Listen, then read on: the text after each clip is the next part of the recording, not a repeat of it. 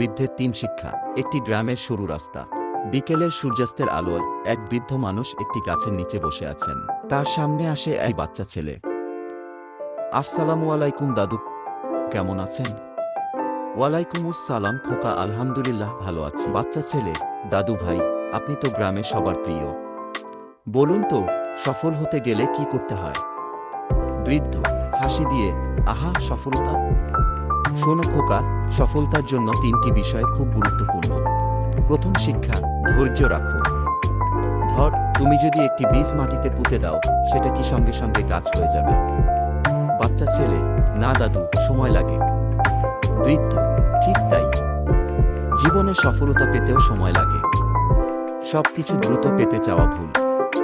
ধৈর্য রাখবে, ঠিক মতো চেষ্টা করে যাবে, তাহলে দেখবে সফলতাই তোমার কাছে ধরা দিবে। দ্বিতীয় শিক্ষা, ভুল করতেও শেখো।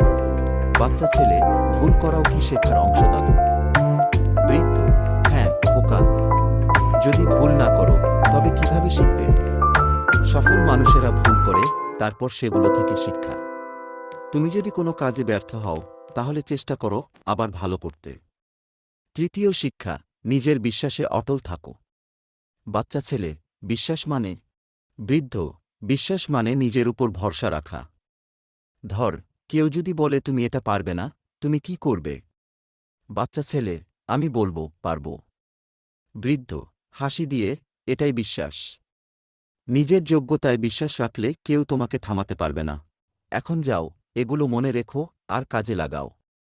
জীবনে সফলতা তোমার অপেক্ষায় থাকবে। বাচ্চা ছেলে, ঠিক আছে দাদু, আপনাকে অসংখ্য ধন্যবাদ। আপনার দীর্ঘায়ু কামনা করি।